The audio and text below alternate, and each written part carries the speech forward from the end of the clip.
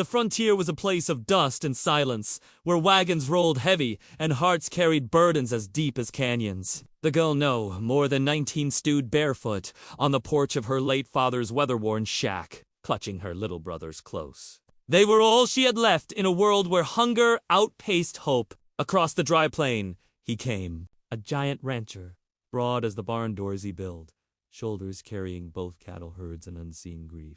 His horse groaned under his weight, and the ground itself seemed to bend when he dismounted. He looked at her not with cruelty, but with a strange mixture of claim and care, as though he already knew the role fate had written for him in her story. She wanted to look away, to keep her eyes on the brothers, nestled against her skirts, to pretend the sun-baked earth was as fascinating as any tale. But something in the set of his shoulders, the way his chaps rubbed against his thighs as he shifted, the calluses on his hand that spoke of calloused hearts, something made her gaze drift back to him. And then he said, "Your future sons deserve a father like me." The words rolled slow, heavy, steady-like the thunder before a storm.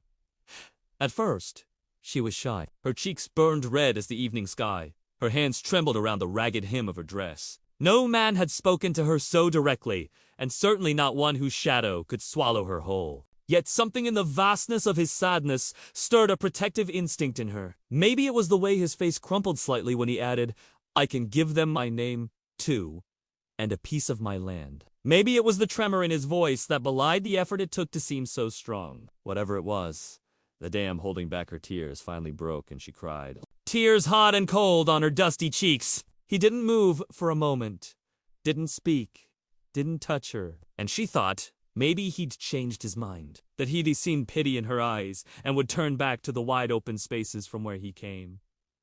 But then he did something that surprised her even more than his proposal. He took off his hat, a Stetson, the color of dried blood, and wiped his forehead with a red bandana. Then he set it on the ground, turned away, and in a voice gruffer than the prairie wind, said, "Then we ride into town tomorrow. We'll find us a preacher."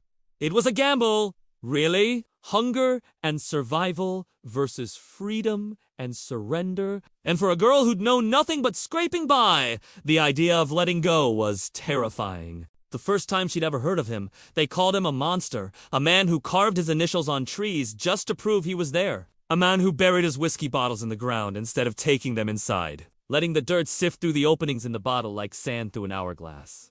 A man who broke a whiskey bottle over a hound dog's head because it would unstop baying at the moon. Yeah, that was the man who stood wiping his brow with a red bandana. When she told him about the locket her mother had given her, about how it had been dented by a bullet, about how it was the only thing she had left of her mother, he didn't laugh. Instead, he cupped her chin, his thumb rough as sandpaper on her skin, and told her, "That's why we ride to town, to get you a new one." And looking into his dark, fathomless eyes, she saw something that made her own eyes burn. She saw a reflection of the locket, not just a glint of metal, but the memory of a shape, the ghost of something lost. He was hurting, too. And maybe it was okay to let someone else hold the pieces of your heart if they, too, were broken. So she let him take her hand, calloused and strong as it was, and let him lead her to the horse. She mounted behind him, her legs shaking with a mixture of fear and excitement, and he held her tight as the horse started to move. They rode in silence, but it was a comfortable silence. And for the first time in a long while, she leaned into it, letting the rhythm of the horse's hooves and the sway of his body lull her into a sense of safety. Maybe this hard, rough man with his haunted eyes and calloused hands would give her brothers the life they deserved. A life that she couldn't give them. Not now.